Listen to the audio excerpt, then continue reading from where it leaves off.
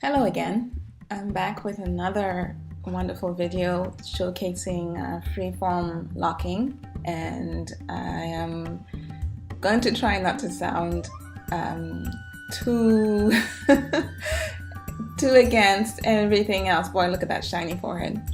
I love my freeforming process, but I also don't want to say that I don't like any other type of locking process. I've seen lots of lovely locks that I've always complimented when I see those people. So I hope that I'm not putting forward the idea that I think this is the only way to go.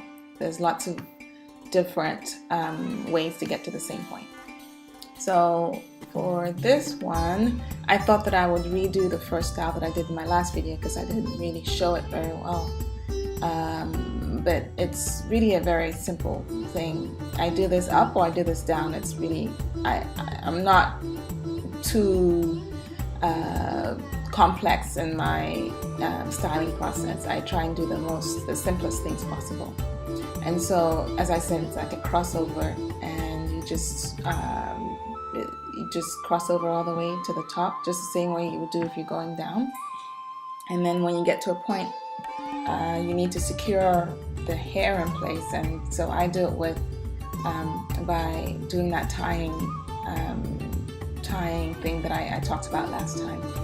And with the tying, I try and tie lots of locks together at once, especially if it's a particularly strong. I want additional weight to be held in place. I don't want to put too much pressure on single locks at a time, and I think it's just better for the locks to stay as a team, to work together as a team. So where possible, I try to tie them, lots of them together at the same time.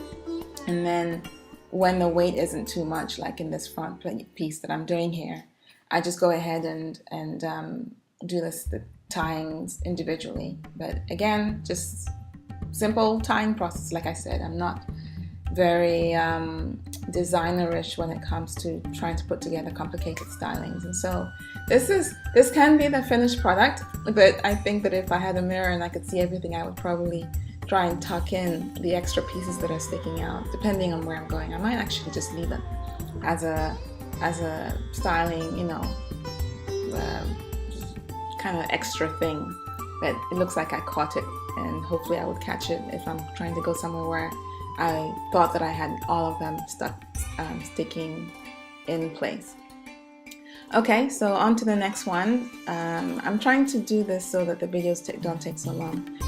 So the next one, I feel like I do too many styles with my hair going back, so I'm trying to explore bringing my hair forward to see what it looks like. So that front piece I just braided in place, just took a bunch and braided in place. There's no scientific process, there's no formula. I just grab and tie or braid. And so here I'm kind of creating mounds by tying,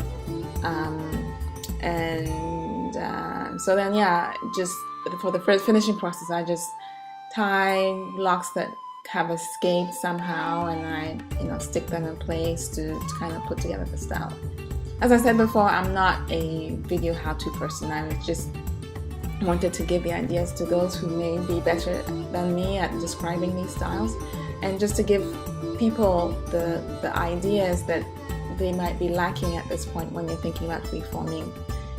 I think of freeforming as a lovely middle point between having loose hair and having locks, and so you can do lots of things that loose hair people can do, and you can do lots of things that lock people can do. So it's like, for me, it's the best of both worlds.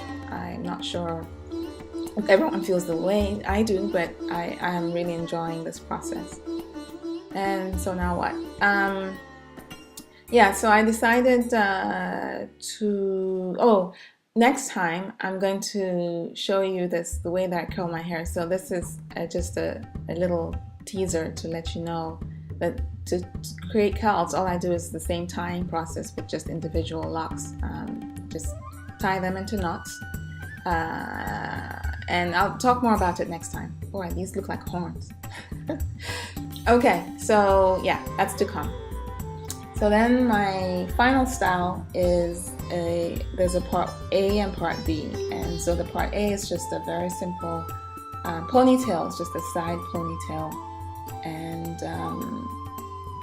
I just start by putting a bunch of hair in the hair tying thing initially, and then I start piling in all the other hairs. And so it's really simple. Again, simplicity is the key. I didn't go through this process of not twisting my hair every day just so that I would have to spend a whole bunch of time styling, and I had to come up with things that were quick and easy and still provide the result. So here's the side ponytail, and I do this a lot too when I've just washed my hair and I don't want my clothes to get wet, because I don't blow dry my hair, so I just tie it like this so that it's off my shoulders and keeping my clothes dry, especially in the winter time. So again, converting into the next style, I just did a tying process like I did in the other video. If you haven't seen that, please go ahead and look at the other video. But just tie, tuck, until you have the end situated appropriately. You know, if you want it to look a bit funkier, you might have ends more showing, sticking up. And if you want it to be more straight line, then you just keep tucking and tying until there are no ends showing. So this is it. Yeah. And so that was a very simple process. Again, complexity is not in my vocabulary when it comes to my hair. And so that's it.